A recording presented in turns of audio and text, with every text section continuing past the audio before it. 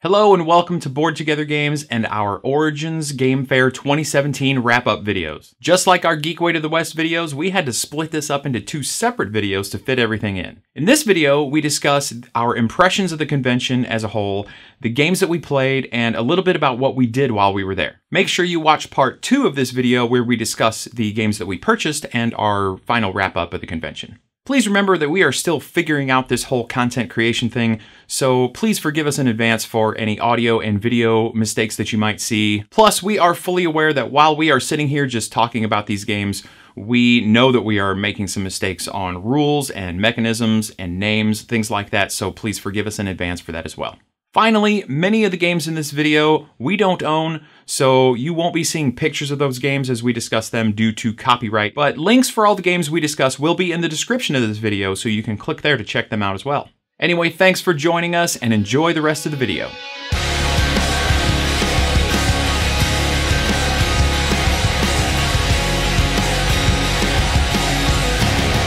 Welcome everybody, my name is David. I'm Kathy. I'm Ryan. And we are Board Together Games, and our channel is designed for people who are new to the board gaming hobby and for families in particular, and we cater to those people by introducing them to board games that they may not be familiar with via video review, typically. And we also do some, top lists from time to time, and we do board game convention coverage. And this video is going to be detailing the Origins Game Fair 2017, which we all went to and just got back from a couple of days ago. And to kind of put it in a nutshell, I would say that this convention, it was 5 days. We were there for 4 days. It's in Columbus, Ohio, at the Columbus Convention Center. Greater Columbus Convention Center. Thank you. Yes, the greater, as opposed to the lesser Columbus Convention Center, which I've never been to, but I heard is pretty terrible. So yes, Columbus is a really nice area. It's a very clean city. Mm-hmm. I had been through there a couple times years and years ago, but as far as it being a fresh experience, I would say that the city as a whole was, the people were very nice. People that we met, even outside of the convention, were all very nice. It was a really good time. The hall itself was nice. There was a lot of construction going on. On the roads outside, on buildings that were close. Inside the convention center, they were doing a lot of construction. So didn't seem to be too much of a hindrance, but it was noticeable. It was like, oh my, more construction. I'd say more on the roads, it was more noticeable than anywhere else. It wasn't too bad in the convention center itself. Right. A couple areas were cordoned off, but still, no, it was very good. It was an enjoyable experience. It was not exactly what I expected. It was close. I didn't feel as crowded as I thought I was going to feel. I agree. My understanding is that ticket sales were up. Attendance was up. I heard, the last number that I heard, I don't know if it's official yet, the last number I heard was 19,000 roughly. Yeah. As opposed to, I think, just over 16,000 last year, I think. Don't quote me on that, internet. So yeah, definitely an increase in attendance. But again, I never felt crowded. No. It was a good show. The boardroom, which is the place where you go to just check out games, sit down, and kind of open. Maybe not open gaming isn't maybe the right word, but just sit down and play games out of a pretty good sized library to choose from. And so that was really nice. And what else? Any other comments as far as kind of the venue and the overall kind of feel of the place that you guys would want to add to that? Not really, except maybe I thought the convention center was a nice convention center. There was a lot of room for them to do things, and everything seemed to be spread out enough. It was like the vendor hall was large, but it didn't feel crowded or cramped, like they were pushing too much together. And there was plenty of space to walk around. It got a little tight, but yeah, it was never shoulder to shoulder, elbow to elbow. It was busy, but not crowded. Right. So, so I thought that the vendor hall was very comfortable.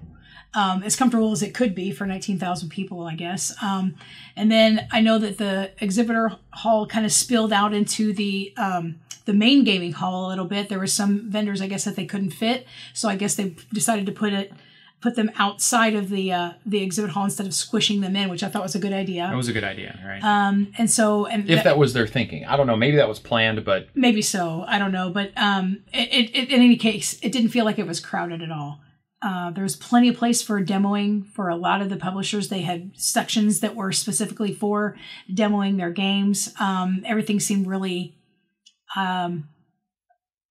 just spacious enough that nothing was crowded. And so I felt like for that in itself, everything was really well put together. Right. Agreed. Ryan, any thoughts on the hall itself? Yes, it was. I never felt crowded. Yeah. And there was plenty of places to eat in there. That's true. Mm-hmm. Yeah, food was not a problem. But food kind of leads me into maybe one thing that I wasn't super thrilled about. Mm-hmm. And this goes for the entire experience. It wasn't any particular area of the convention or group involved with the convention, just more of an overall observation. And I really thought that this whole event was expensive. I think I would say I would agree with you, but I would say the food more than anything was probably the biggest expense that I was kind of surprised about, especially in the convention center. Mm-hmm. It was kind of, I guess they figured it's kind of a captive audience. It was a little high, I thought. There is that. And honestly, I think that even the surrounding restaurants were priced pretty high. And again, you're traveling. These things are to be expected. You're in a convention center, like Kathy said, captive audience.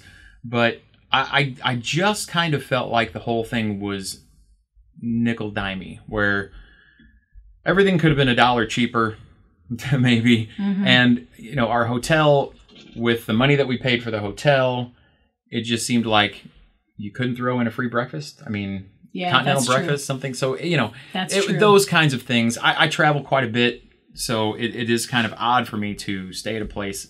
I mean, I don't stay at high-end places, but decent places. Mm-hmm. So, yeah, there is that. Overall, though, I understand that it is a convention. It's going to cost money. But, yeah, I just felt like I never really felt like I was getting a bargain anywhere. Yeah. Right? Yeah, that's true. In particular, I think the standouts for me were R&R Games. Definitely. And the folks who run R&R Games are just really classy people. Really liked hanging out with them, spending time with them, learning some things from them. Really like Mr. Bonacore from Stronghold Games. Yes. Always very personable. Really good people.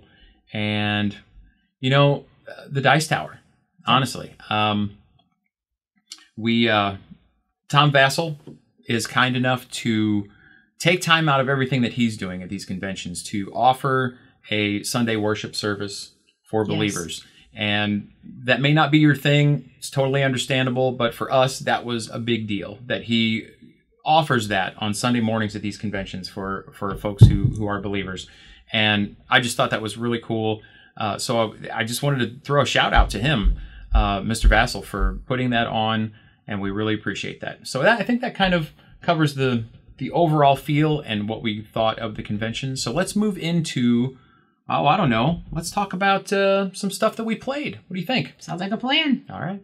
At Origins, we played quite a few games. I don't think we played as many as we played at Geekway to the West. Pretty sure we didn't. I didn't count them, but I think it's close. I got a list here, and it's close. We played 2 more than we did at Geekway. 2 more? 2 more. 22 right here. Really? Yeah. Maybe I'm missing some. Oh, we're actually not going to talk about all of them. Mm-hmm. We are going to talk about quite a few of them, and we're going to rip through them pretty quick. Right. We don't want to spend a whole lot of time discussing them. Some of these we will talk about a little bit more later on, but let's get started with the first game that we played, which was a small card game from Tasty Minstrel Games called Okie Dokie. This game is quite simply, everyone gets a hand of cards, and you are building columns out in a tableau in front of you. And you must, as a team, it's cooperative, you must, as a team, fill the first column before you can move on to the second column. All the cards just have numbers on them, and basically you're building these rows of cards in numerical order, always playing It's a sequential greater order. sequential, Not necessarily numerical. well, yeah. right. Sequential order. Each card that is played must be increased in value from the previous card in that row. And that's pretty much it. You have to fill 10 columns of cards. There's 5 rows, so you have to have 50 cards laid out on the board to win. Mm-hmm. Very simple. A lot of fun. Yeah. I liked it. I think it's a really cute cool little game. Yeah, really cool little game. So that was Okie Dokie. The next game that we played, well, and it wasn't a full playthrough, but we got to see quite a bit of it, and it was a game that is, I guess, going to be brought out on Kickstarter later this year, maybe early fall, something like that. It's called End of the Trail, and I don't know a lot of the details. I believe it's a 2 to 4 player game, maybe 5 is the top count, and it is a card game where you are trying to build a poker hand throughout the course of a game over a number of rounds by laying cards out in a tableau, and each row of cards, and I think there's 3 in a row, is bid on by the players at the table. And once I think each player wins one of the rows of cards. You take those cards, you play some of them for special abilities. The others are used to build up your poker hand for the end of the game. And you score points by having the best poker hand. And there's also another tableau of tiles that you are basically trying to gain control over. So there's some area control there. Right. And you will take these tiles and you peek at them at certain points with special abilities. And they have point values on the back of them, but you can't see them. I thought it was really neat. And I talked to I don't think he was a designer, but somebody who worked with the company, and we're looking to hopefully get a preview copy of that game either before it goes to Kickstarter or when it's on Kickstarter. So I'm looking forward to kind of bringing that one to you guys and showing you what it's all about, because I thought it was really cool. I don't know that Kathy thought it was quite as good as I did, or as I thought it was, but yeah, I thought it was neat. Ryan, what did you think of the End of the Trail? It was okay. It wasn't my favorite game, or one of my games that when it comes out, I need to have it. But oh, okay. I understand. Well, that makes sense. I would play it again, though. Sure. Well, that's End of the Trail, though, so be looking forward to getting a closer look at that one maybe later this year, we hope. Okay, the next game that we took a look at is called Pit Crew. And again, we played almost a full game of this. We sat down and demoed it at the Stronghold booth. And this is a real-time team game, although I don't think you have to play as teams, but you can play as teams, and I want to say it plays up to 9 people. I'm not sure how they got to 9, but and if that's wrong, it'll be at the bottom of the screen. You're here. correct about the 9, but I'm not sure how they got there. You're right. Yeah. But it's pretty cool. You basically are drawing cards with your partner and playing cards on a player mat for the 4 corners, which are the tires of your race car, and the fuel tank, and in later rounds, I think you're also tuning up the car, and all of these cards have to be either one value, either higher or lower, away from the previous card, or in the case of the fuel tank, you have to put down cards that equal a certain total. And I thought it was really cool. I thought it was a really good game. I don't know if it would necessarily be one that I would purchase and have in my collection simply because I don't know that it would get to the table very often. Mm-hmm. Right? Right. And I know you're not super keen on the real-time games anyway. No, but I didn't actually demo this. David actually was the one that demoed it, but I was watching them play, and it looked like they were having a good time. So it would be something that I would try if it was the opportunity came up. Right. But I don't know if I would purchase it. Right. Just because of the chances we could be able to get it to the table. Right. Agreed. So that was Pit Crew by Stronghold Games. Again, I think it's good. Certainly worth checking out if that's something that sounds good to you. If you like real-time games, that kind of thing. So yeah, Pit Crew. Okay, the next game we looked at was called Glux, and it's from Queen Games. And Glux is I don't know how to describe it. It's an abstract game with a board that is a grid, and you are trying to draw tokens out of a bag that are strictly yours. Every player has their own bag with tokens in it. You draw these out. They have pips on them, like dice. One side is either a 6 or a 1, a 5 or a 2, 4 and 3. And you draw them out, you place them on the board, and that gives you the ability to move that many spaces away from the last one that you played. And you don't have to play off your last one, but you basically use those pips and those values to move other chips and place them on the board to gain area control on certain things. And I thought this game was cool. I did too. Yeah. I've seen it played before. I liked it. I figured that I was going to like it. And I did. And again, I don't know that this would be one that I would purchase. No. But I would never turn down a chance to play it if I somebody agree. had it and said, yeah, you want to play Glucks? I'm like, yeah, sure, I'll play Glucks. I agree. Yeah? Yes. Cool. Ryan, did you like it too? Yes. Anything in particular that you liked about it? Probably because it has pips on it, and Yeah. you could use two sides instead of just drawing one and using one. Mm-hmm. They give you a choice. It's Yes. almost dice. Yep. And if it's dice, Ryan's in. Yes. So that was Glucks from Queen Games. All right, next we played, well, again, demoed, but most of a game. No, we did play the whole game. We died, didn't we? It's a cooperative game from Fireside Games that is not quite out yet. It's called Hot Shots, and it is a firefighting game. And this was great. I thought it was really, really well done, really well designed. The artwork was really cool. The characters were neat. All of the components and bits were well done, I thought.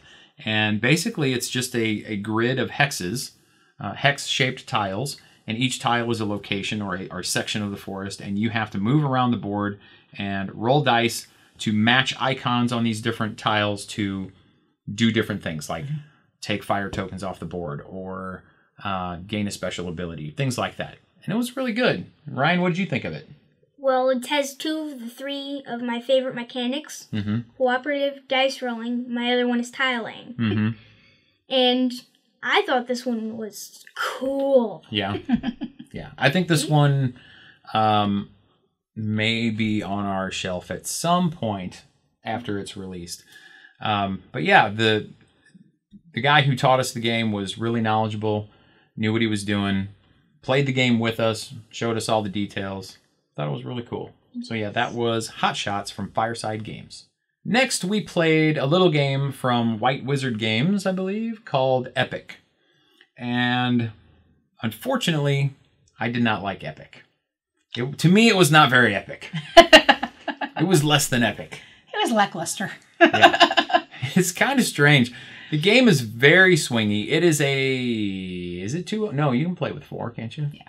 Kathy and I played it, and each of us had one of the volunteers at the White Wizard booth helping us out. Right. And for the first 90% of the game, Kathy was destroying me. And I was not liking the game anyway because I felt it was really swingy. And the cards, and I mean, I guess when you get to know the cards, it would be easier. Probably, yeah. But it's a fantasy game. If you've ever played Star Realms or Hero Realms, it's in that same vein of feel. Mm-hmm. However, I love Star Realms. I own Star Realms and a bunch of other stuff for Star Realms. Mm-hmm. But I just didn't like Epic. And I, honestly, when we were playing, I thought Kathy was really digging it. But apparently you didn't. No. No? It was suggested for me to play it by the gentleman working at the White Wizard booth, that it would be something that I would enjoy, especially if I had played a game called Magic the Gathering, which I did for several years back in the 90s and early 2000s. And it was a game that I loved for a really long time, and I had just gotten out of it. And so going on what he said, I thought Epic was going to be something I would really enjoy. But what it did for me was it reminded me the reasons why I got out of playing Magic the Gathering, and it really wasn't as much for me as I thought it was going to be. It was definitely along that same feel. It was just way too similar for me. Tried too hard to be Magic, maybe. It kind of did. I love the idea of giving people that feel without including the chase. And what I mean by the chase is always having to have the latest and greatest cards, spending a ton of money on booster packs to try to build the most perfect deck that you possibly can. So I love the fact that is taken out of it. Yes. I just didn't. Maybe I'm just over Magic. Maybe I'm just over it. Maybe that's what it is. That might be it for me too. I'm just ready to do something different. Yeah. So don't let that deter you, the fact that we didn't like it. Again, these are just opinions, right? We're just throwing them out there, and they are worth absolutely zero at the end of the day. But we didn't care for Epic. Doesn't mean it's not a good game. It just wasn't for us. Ryan did not play it, so he will be saying nothing. Immediately after we played Epic, we moved over to another table and played Star Realms, which, again, I love Star Realms. I own it, and Kathy and Ryan played this because I kind of wanted Kathy to see it, get a feel for it, and see if it was something. I'd always told her, you need to try this game out. I think you'll like it. So, on that note, what did you think? I liked it. You were right. Good, moving on. No, I'm kidding. No, I really liked the feel that it gave. To me, it didn't seem like it was as much in the vein like you were saying Epic was. It was a different game.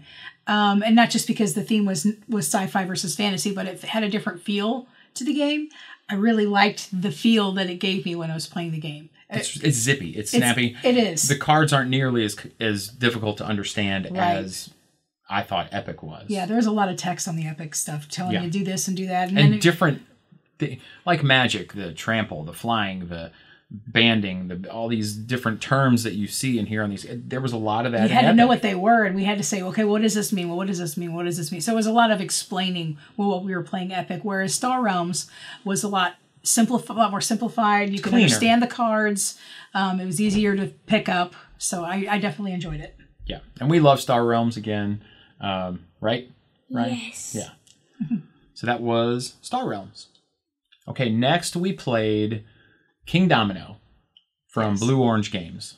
And this is Bruno Cathala, right? Yeah. Loved it.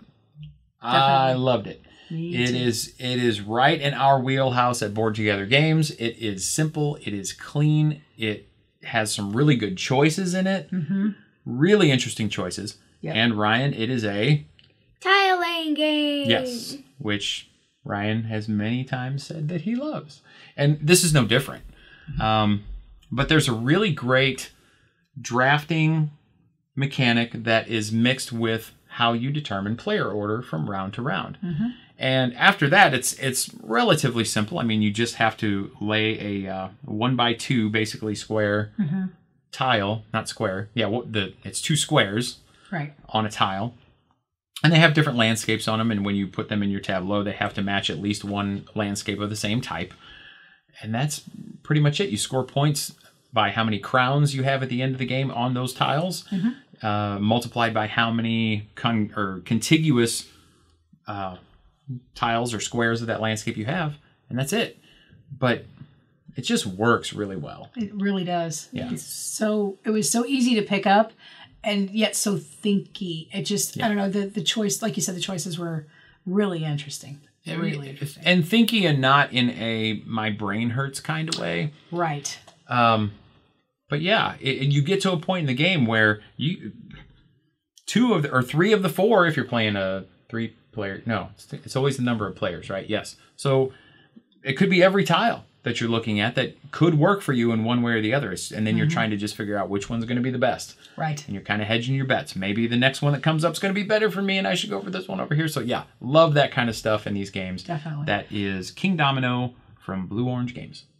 Next, we played a little game called Quests of, or is it Quests of or Quest for Valeria? It's of. Is it of? It'll be at the screen, on the screen.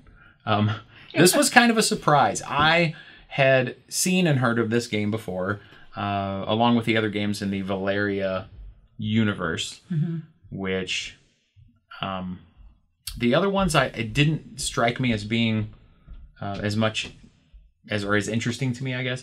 But this one did look interesting, so I grabbed it. We played this in the boardroom. Boardroom. Yes, thank you. And it was good. I really liked it. It is. How would you describe it, Kathy, as far as the mechanics and things? It's a tableau building, maybe? I would say it's a card game. It is a card game. Well, it is a card game, but pretty much just cards. Well, you're drafting cards out of the tavern. You have to hire heroes, which give you either faction abilities or faction status, and I forget how you would describe it. But anyway, these cards have icons on them. The icons correlate to quest cards that are in another section of the tavern, and you can reserve the quests, or once you get all the icons required to complete a quest, you just complete it. It's again, it's another one of those that just plays super duper smooth. Mm-hmm. It played really well. It worked really well. We all really enjoyed it, I think. Ryan, did you like this one too? Yes, I did. Yes, I did. So, don't get too excited. Gee whiz. Yay. But yeah, I think this one, I may get this one at some point. Did you like it enough to get it at some point? Or you like it enough for me to get it at some point? Yes. Okay. Because I will definitely play it again. That works. I don't know if this is one of those games that I would say we both need a copy of, but I'll definitely play it several times. So. Sure. But it's fast. Yeah. Relatively fast. And I think now that we've played it once, the next game, maybe quicker. 15, 20 minutes, we could rock a game of that out, probably. Mm-hmm. Yeah, so check this one out if it sounds good to you. I mean, I thought it was neat. Quests of Valeria.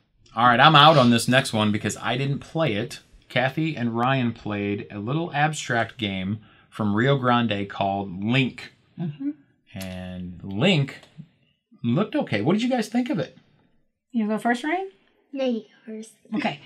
I liked it. I enjoy... I don't love all abstract games. It's got to be one that kind of suits me. And this one suited me. I liked the feel that it gave. Basically, you're stacking... Rings. Rings. Almost... I don't want to say checker style, because checkers you jump over, but... No, it's stacking. It's stacking. Yeah, it's a stacking game, and you're trying to stack rings of different colors on top of each other to a stack of 5. And the specific movement rules. Yes, right? There's specific movement rules. You can only move in a straight line from there's like spaces on the board, and there's lines in between them, and you need to follow those lines as you make moves. It's like every abstract ever made. Basically. I'm kidding. I'm not an abstract guy, really. I mean, some of them I do like, and this one looked pretty good. But, yeah, and Ryan, you dig abstracts. Yes, I do. Yeah. This was a different abstract. Not your average run-of-the-mill abstract. Is that what you're trying to say? Yes. Yeah. What did you think of the stacking? That was also different, and I like things that are different. Right. So did you think that the rules were easy enough to learn, easy enough to pick up on? Yes. Not too complicated? Yeah. It really, I mean, the main thing about this particular game is you at one point have to choose a color that you're going to collect for points. Right. And the main thing about this game is knowing when to do it. You don't want to do it too early, because then your opponent will know what color you're going for and try to mess you up. So you want to have it in your mind what you want to do, and then at the right moment say, okay, I'm green, I'm making this move, and now I'm collecting. Yeah. So that's kind of the key there to the strategy, and I really liked it. Would you own it? I don't know if I'd own it. Yeah. Because, again, I don't know how many times it would actually come out. But if someone asked, hey, do you want to play Link? I would play. Okay, that makes sense. That was Link from Rio Grande Games. And after that, we played a little card game called Moons that I was really looking forward to. This is from Quick Simple Fun Games. We played an entire game of this at their booth, Quick Simple Fun booth. And I was kind of let down. It was okay. It's a trick-taking game. That's why I love trick-taking games. I love it when a company can take a simple concept from a previous, kind of everybody knows it trick-taking game and add their own spin, add some different, unique things to it. I like that. There were some things about this one that I thought worked really well, some things that I thought did not work at all. But, yeah, it was basically you get a hand of cards, you play your tricks, have to follow suit, unless you play an asteroid card, which lets you either get some in-game scoring abilities or lets you do something mean to one of your opponents. Mm-hmm. And you're set collecting with tokens as you win tricks, either win tricks or throw off of tricks. Mm-hmm. And that's pretty much it. That's the basics of it. Yeah. And Kathy, what did you think of this? Well, I don't think you liked it, did you? No, well, see, the thing is, I like trick-taking games as well. The problem that I have is that if you veer too much, you put too much more into the game beyond the trick-taking game, for me specifically, I feel like you're detracting from the game. So right. I love the trick-taking aspect of it. It felt like playing something like Spades. However, the extras that they put in it, they were okay, but I as you know, I'm not a big fan of Take That, and I when I'm playing a trick-taking game, I want to be able to play with that strategy in my head. And if I have to worry too much about anything else that's going on and someone taking my stuff on top of it, it's just frustrating for me. So, not that the game's not good. And like I said, if you enjoy trick-taking games, I think you like it. But for me specifically, having extra things added onto a trick-taking game that I'm already familiar with distracts me in my mind from playing the game itself, which is kind of, for me, the whole point of playing the trick-taking game in the first place. Right. So, I think the way she described it to me the other day was, if I want to play spades, I'll just play spades. Yeah. If I'm going to play poker, I'll just play poker. That I like is poker. pretty much what I said. Yeah. So I get that. That makes a lot of sense. Yeah. And like I said, not a bad game. No. Just wasn't really our deal. And that was Moons from Quick Simple Fun. Next, we played the OG of deck builders, Dominion. Yes. And none of us had ever played Dominion before. I know, shame on us. Yeah. But we haven't been in the hobby that long. Right. So yeah, we got to sit and play Dominion. And it was good. I liked Dominion. I have other deck building games. I've played quite a few other deck building games. And this, I can see the draw. I can totally see the draw. Yes. Of why it is so beloved and it is well deserved. We had a lot of fun with it. There is some frustrating things about this game, particularly the fact that part of your starting deck are your little crappy victory point cards that just keep coming up. And it deters you from getting the money that you need to purchase cards to build your deck. Yeah. So it's kind of frustrating in the beginning. Yeah. So. But it was fun. We all liked it a lot. Yeah, I had a ball. I'm very happy to have gotten a chance to play it. Dominion is one of those that if I ever see it on a sale somewhere, I may be tempted to pick it up, but I wouldn't just. It's not like I feel like, oh, I have to go buy Dominion right now. Exactly. Right. So. I will have to say, though, that if I was in the hobby when Dominion came out, it would have been a must-buy for me at that time. Oh, yeah. But now that there's so many other deck builders out there that have different themes, different feel, it's not as much of a draw for me now. But as you said, if I found it cheap somewhere, I would probably buy it. Yeah, so. Yeah. That was Dominion. And after Dominion, we played Rome, City of Marble, which is a game that Kathy purchased at Geekway to the West about a month ago. And we just haven't had a chance to play it yet. And we thought, let's go over to the R&R Games booth and see if Mr. DiLorenzo would be kind enough to teach it to us. And he happily obliged. Yes, he did. It's one of his favorite games, he says. Yep. And Rome, City of Marble is kind of abstract. Kind of. It has some theme, which I'm happy about. Yes. But basically, it's a grid. The board is a grid, and you have these diamond-shaped tiles, which is kind of interesting. And you're placing these diamond-shaped tiles to form certain hex patterns where they connect, and how they connect and what colors they connect, and whether you have control over that particular color when they connect and complete is how you score points, basically. And there are some other really neat mechanics, too. You have 2 actions on your turn. There's a cool player board, and you move your tokens and place your guy, what were they called? The magistrates? Magistrates, yes. Onto the board. It's too much to explain in a really short amount of time, but really liked it. I'm looking forward to this getting back to the table because I know Kathy owns it, and I'm like, ooh, let's play Rome. Yes. So, yeah, I thought it was really good. Kathy, agreed? Exactly. Everything you said, ditto. It was a great game. Yeah. I'm really glad I picked it up. Ryan? Agreed. Agreed. So that was Rome, City of Marble. The next game we played was a game called Cottage Garden from Stronghold Games, and this is a tile placing game where you are working off of a central board that gets filled with different shaped tiles, and it's kind of the poly something or whatever.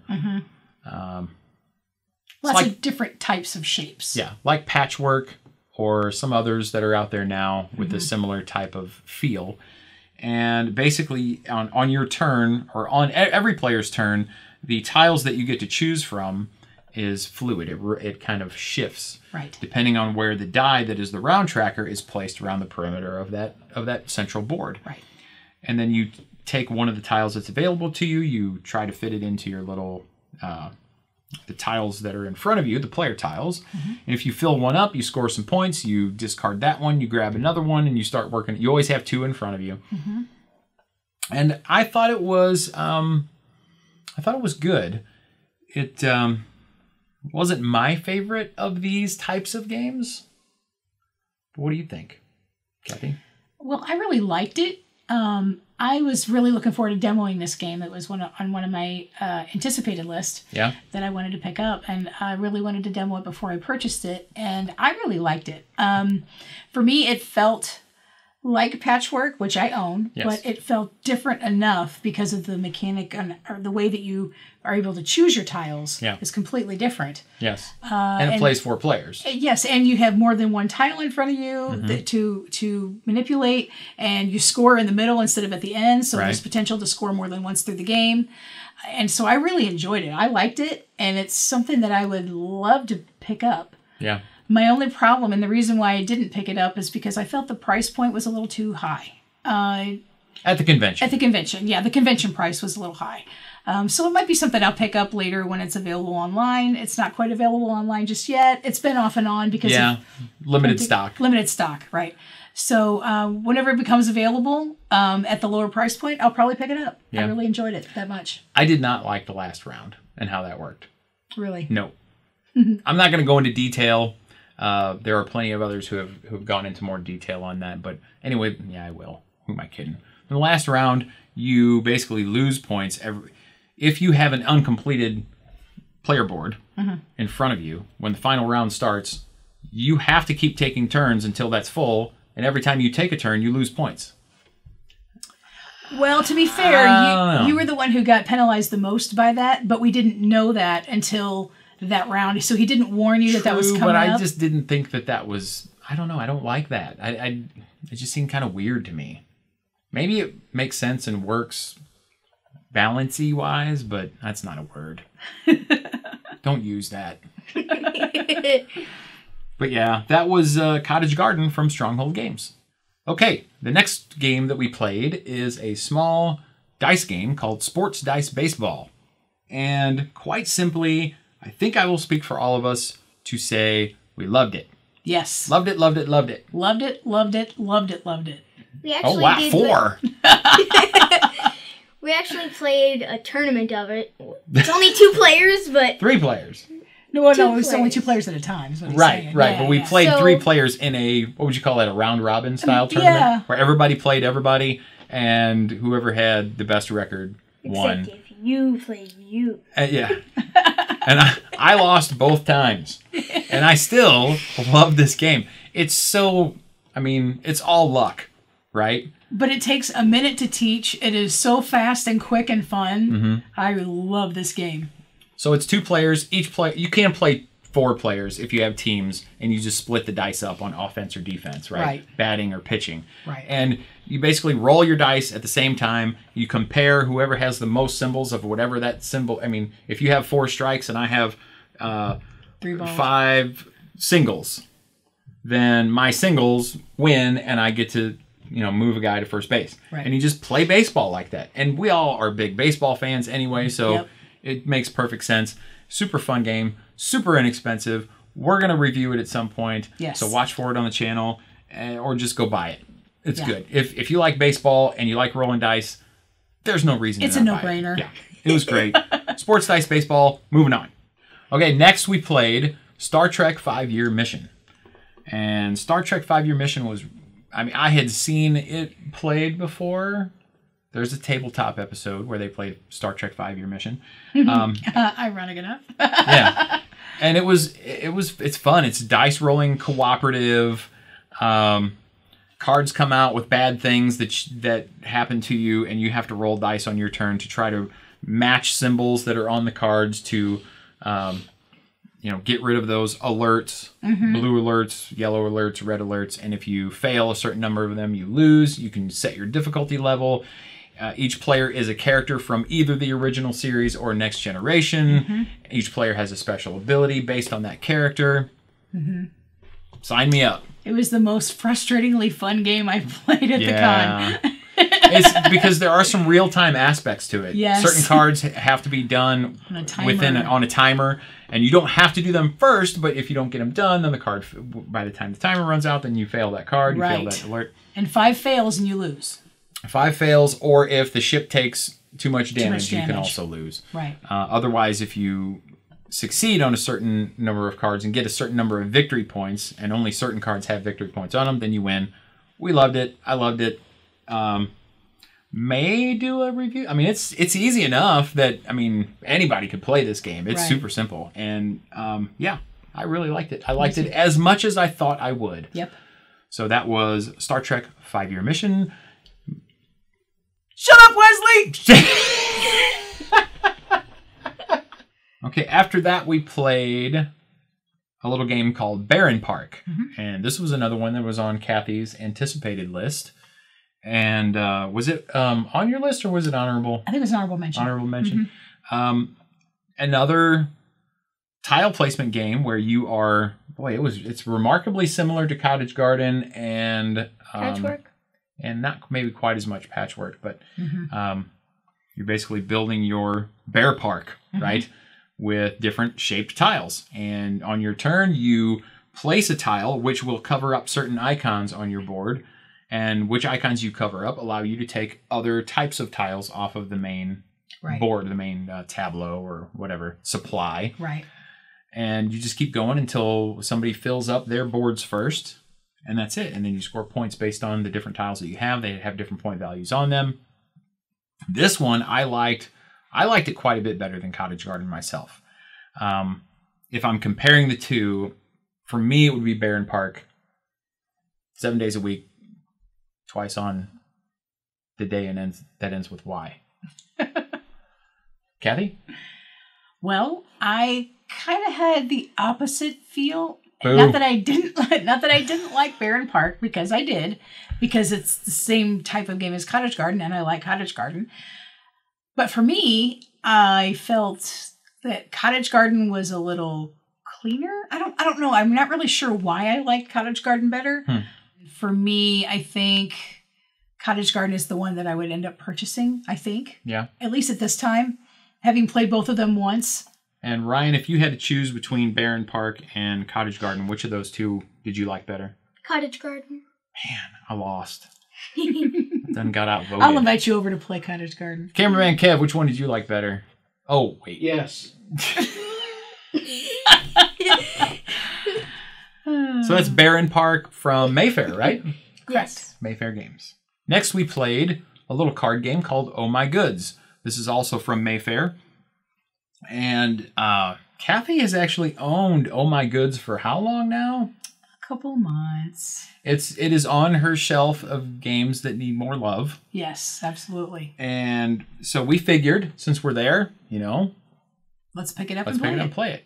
And this is a neat little game. Yes. It is, for being just a deck of cards, it has some super interesting decisions, almost to the point where I would say this is probably not even a gateway game. I would say it's a next step game. I think so. For sure. But I love the mechanics in it. I like and one of our big things, I like this, Kathy loves this idea, and that is multi-use cards. Anytime you have cards that can be used as different things, like money or resources, or in this case, it's your goods, your resources, or the buildings that you can build. Or the money, if you flip it over. That's why I said the goods. Oh, okay, gotcha. Because it's technically not money, I guess. That's true, yeah. But yeah, it just works really well. It's very well. Is this Alexander Pfister? I think it is. Ooh, I think it is. Yeah. Yes. And his stuff's amazing. From the little card games all the way up to the big sprawling epics like Great Western Trail. Right. Pretty much everything he does, I'm liking these days. So, I really liked it. So again, this is another one where, hey, now we know that this game belongs to one of us. Let's get it to the table again and play it. Right? Absolutely. So Ryan, same thing. Oh My Goods. You like it? Yes. Okay. I feel like Ryan's mailing it in right now. I don't know. Comment below if you think Ryan's just mailing it in, honestly. So that was Oh My Goods from Mayfair Games. The last game that we played is another little card game from Mayfair called Portal of Heroes. Portal of Heroes. Hero of Portals. It's very interesting. Very interesting little game. It wasn't even on our radar to look at or play. We demoed it, but we played pretty much a whole game. We just played to a smaller number of victory points. Right. But yeah, so go ahead. I'm sorry. Oh, that's okay. It was... I love it when I throw off your groove. I love it.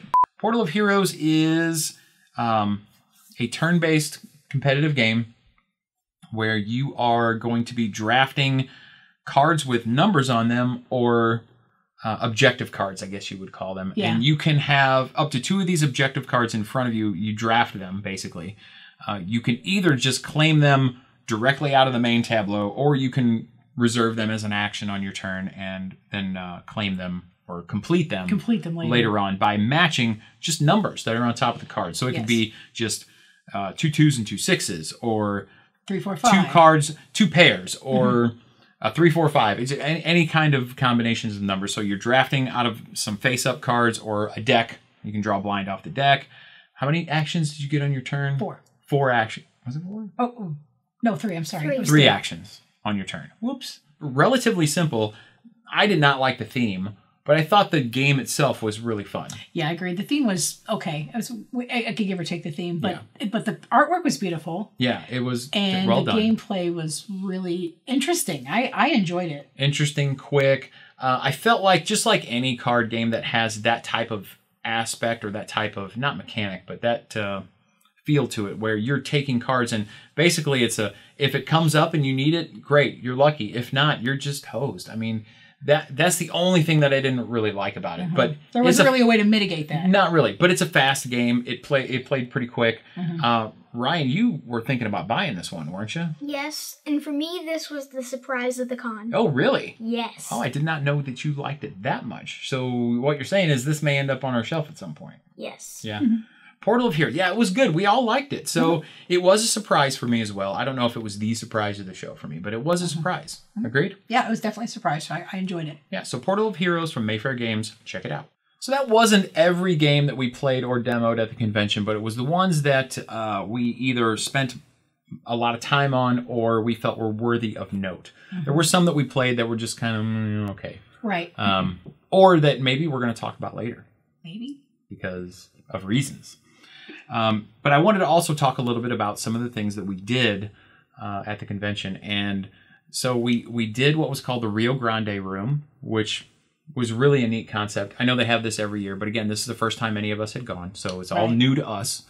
Maybe new to you if it was your first year going. Right. But the Rio Grande Room, it opened up in the morning and went till like midnight or something every night. And basically, you just go in there for free and sit down and play any Rio Grande games that they had set up there, which was really great. Yeah, and they had a few people walking around that were there to teach the game if you didn't want to read the rules. Didn't have a lot of them, and it was, we actually had to learn most of Dominion on our own because of that, but not a huge deal. Right, it was simple enough to learn, so it wasn't that hard. But yeah, the room itself, I loved it. I thought that was really great. It got really crowded because it was free. Right. But if you waited, and especially when the vendor hall closed, it got very crowded. It sure did. But I just thought the fact that they did that and are doing that every year is really cool. They're not charging you something to come in there and play their games. If they figure if you come in and play them, and then you'll spend the money. If you like them, you'll spend the money and buy them. Right. So I thought that was really good. Ryan, same thing. Rio Grande. Did you like kind of how they had their room set up? Yes. Yeah, I did. And the other room that we visited quite a bit was the Mayfair room, which this one you had to pay generic tokens to either get into for a certain bank of time, or you had to pay a generic token per person game. For every game that you played. Right. But having said that, they also had a program going on where when you played games out of certain lists, you got a ribbon. And if you collected the right ribbons, then you could get 50% off any Mayfair game at their booth. Right. Which was cool. Absolutely. And we did that. Yes, we did. Which is why we have, 4 or 5. Well, we didn't even tell you about all the Mayfair games that we played. But yeah, we did that. And I thought it was a good deal. A little pricey because if you think about it, you're paying basically $10 to get through the whole program to get 50% off a game. But if you're getting a $100 game, that's a good deal. Absolutely. So overall, I thought it was good. Maybe not quite as cool as the Rio Grande room, but I understand why they did it, and I think it's neat that they did it. Well, the fact that they gave you the percentage off the game, and that was a nice thing to work toward. So, And they had a ton of volunteers teaching people and demoing their games right outside their booth, things like that. So I thought that was really great as well. We have decided, because we all bought tickets to the boardroom, which is, we mentioned earlier, the place where you go, just walk in, show them your ribbon or whatever, and then you can walk up, grab a game, sit down, play it, take it back. You know, it's a check-in, check-out, like a library type of thing. And we've decided that we are not going to do that next year. Right. Because it was expensive for what you got. And it just, I mean, honestly, their library wasn't nearly as big as what was at our little local convention. That's exactly what I was going to say. For the size of the convention, they did not have nearly as many games to choose from. I had a bunch of games. They did. They had some really good games. A lot of really good games. But Origins is so big and there's so much going on that we just feel like we didn't really need to do that. We played a lot of games and did not ever have to go. We went to the boardroom one evening and played 2 games out of the whole time we were at the convention. And we played a lot of games and saw a lot of games. Yeah. So for us, I don't think it's something that we necessarily have to do again next year. For the $20 a piece that we spent, it wasn't worth it. Just our opinion. I mean, we saw people that were in there almost the whole time. Right? Yes. Ryan, how do you feel about the boardroom? Yeah, I don't want to go there next year. Yeah. We make it sound like it's bad. It wasn't bad. It really wasn't bad. It was just not, we didn't feel like it was worth the money considering all the other things there are to do. Right. That's really what it comes down to. And if you're looking to go to the convention on a budget, it might be something you want to think about as well. Skip it because, there's, I mean, just with your badge fee, you will have plenty to do to fill 4 days. Absolutely. I mean, you could walk around the vendor hall all day, every day, and just demo everything that everybody is showing and maybe not get to it all. Right. So, yeah, there's a ton to do. And if you buy games, you can sit and find an open gaming area and play one of the games that you bought. And again, it's, you've already bought the game and now it's a free play. And so. Yep. So that was it. Just wanted to throw some of those thoughts out there. So at this point, we're going to move on to the games that we purchased.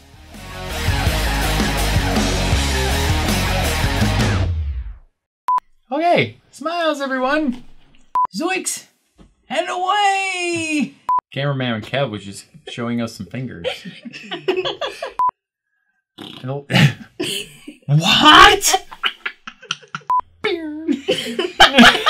Are you saying poop? Oh. See, look, you made Cameraman Kev have a grumpy face. Nobody wants that. I got nervous.